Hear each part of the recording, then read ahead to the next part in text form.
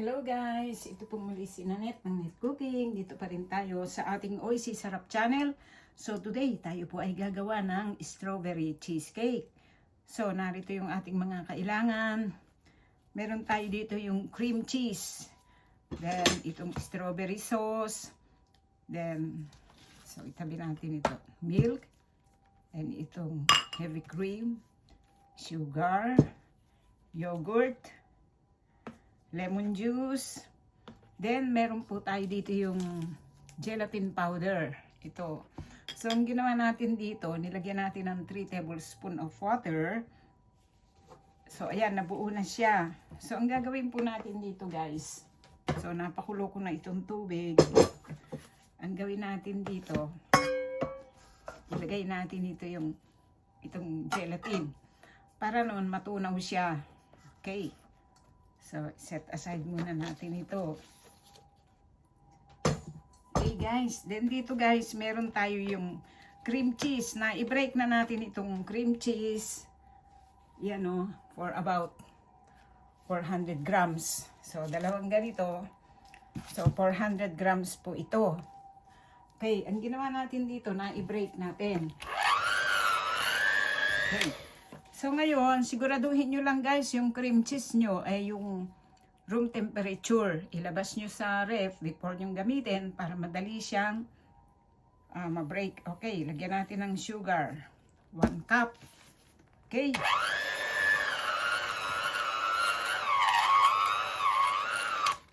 So guys, ito no bake. No bake po itong ating gagawing strawberry cheesecake. So itong milk. Okay.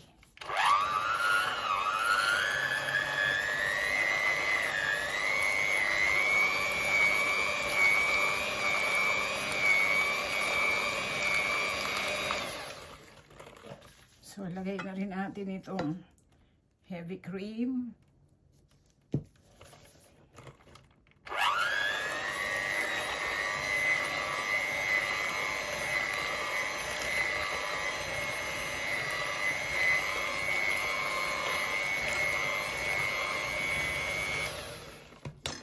Okay, then itong ating yogurt. Okay lang, kahit anong itong yogurt, parang strawberry flavor siya, oh. Kulay pink. So, ito lang yung meron ako sa rep. So, ito na lang yung nilagay ko. Okay. So, i-mix natin guys.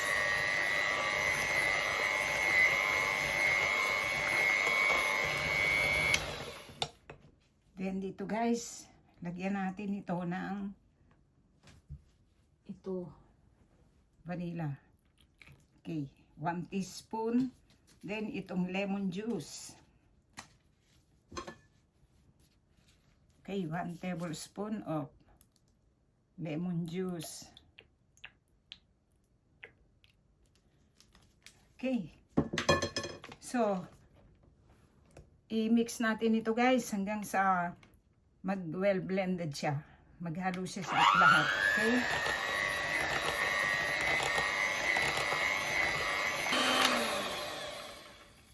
Okay, so ngayon guys, ito, nag-smooth na itong ating mixture. So, ang gagawin natin, yan. So, ngayon guys, itong ating gelatin, Then ngayon, narito yung ating gelatin, oh. Natunaw na siya dito sa mainit na tubig. So, ang gawin natin, so, narito yung ating cheesecake mixture. So, itong melted na gelatin, ilagay natin dito. Okay. Haluin natin.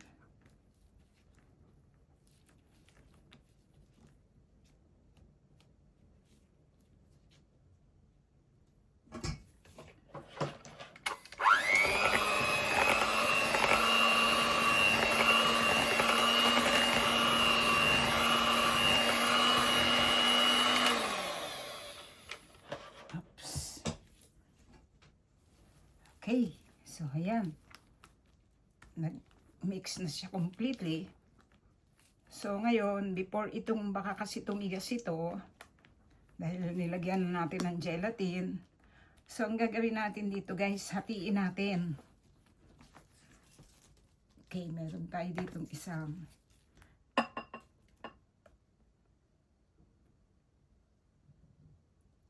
okay.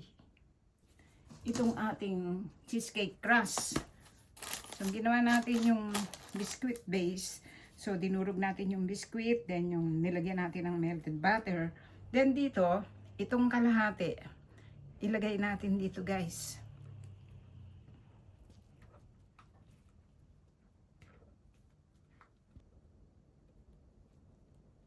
Okay. So, i-distribute lang natin evenly.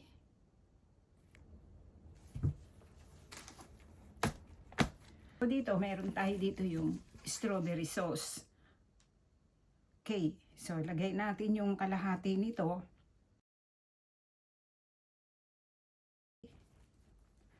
Haluin natin.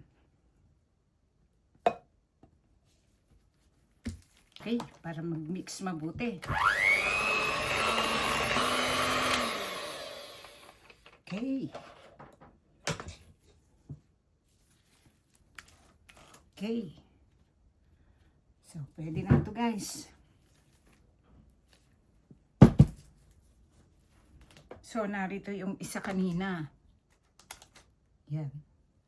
So, hindi naman siya. Pwede na siya. Okay. So, pwede na natin guys itong gandaan lang.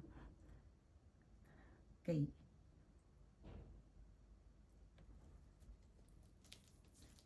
Medyo nag-soft kasi ito. Kasi nilagyan natin ng strawberry sauce. Tapos yung isa, medyo tumigas na siya. Gawa ng gelatin. Okay. So, yung natira nating strawberry sauce, ang gagawin natin, gagawa tayo ng yung layer, yung jelly. Pang-topping po natin yun guys. So, itong gagawin natin, lalagay natin sa ref. So, ilagay natin sa ref ito guys hanggang mag-set o mag-firm siya completely. Then, pag matigas na siya at nabuo, gagawa tayo ng strawberry jelly. Okay. And ngayon guys, narito na yung ating strawberry cheesecake. Pagkaraan ng 5 hours. So ngayon, ang gagawin natin dito, meron tayo dito yung natira nating strawberry sauce. Then itong 5 grams of gelatin powder. Nilagyan natin ng tubig. At nabuo siya. So ang gagawin natin, i-melt natin ulit itong gelatin dito sa mainit na tubig. Okay.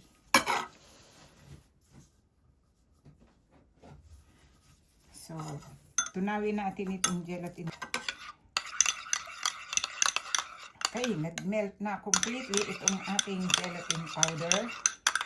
Then, dito guys. So, itong ating strawberry sauce, medyo ininit lang natin para medyo lumabnaw siya. Then, ngayon, lagyan natin ito ng just 1 tablespoon of sugar. Okay. Then, dito po, ilagay natin itong ating melted na gelatin. Okay. So, haluin natin mabuti guys. Ibubuhos natin ito dito sa pinakatap. Nag-blend na siya evenly.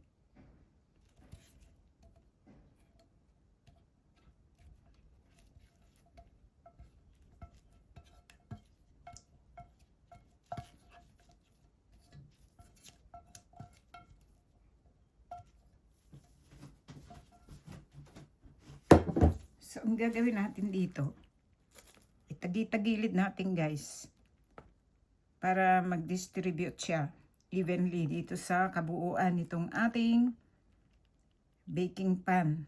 So, maghihintay na lang tayo pagkaraan ng overnight. So, kinabukasan, narito na po yung ating ginawang strawberry cheesecake. Yan, nabuo na siya, oh.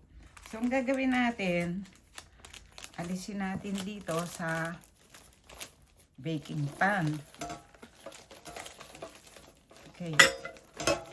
So, madali lang naman tanggalin kasi naka-separate itong ilalim ng baking pan. So, ang gagawin natin, alisin natin itong plastic wrap. Yan, oh, ang ganda. Ang ganda, guys, oh. Then, itong filter, yung nakapaikot.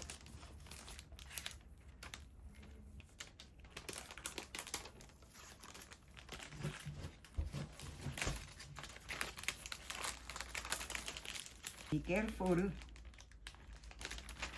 Okay.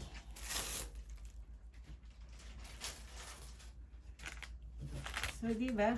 Ang ganda, oh. So, ang gagawin natin dito, ikakat natin. Okay. So, narito siya, oh. So, itry natin ikat. Tatlo. Ito, ganyan ang gawin natin. Basain muna natin itong knife, guys, para nun hindi siya madumi. Para hindi siya kumapit yung cream cheese. Para malinis. Naku, ayun na nga. Namuti na. Okay. So, narito na. Okay. I-transfer natin dito sa isang serving plate. Ito, guys, yung kinalabasan, no? Ang ganda, diba? Oh. Narito yung kanyang biscuit base. Then, itong white, yung nasa gitna. Then, itong strawberry. Then, itong pinaka-topping, yung gelatin topping natin sa pinaka-top. So, okay. So, ito po ang kinalabasan sa pagkakagawa natin dito po sa ating strawberry cheesecake. So, ang gagawin natin dito, i-transfer lang natin ito sa isang cake tray at pwede na po natin itong i-serve at kainin. Okay. So, ayan, no? Diba? Ang ganda. Then, tapos, meron po tayo ditong tea or coffee. At pwede na po natin itong serve at kainin. Okay, guys. So, kainin natin.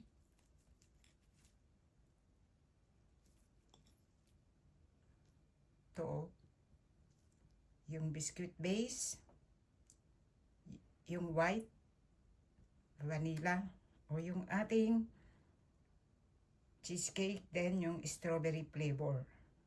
Okay. Ang sarap.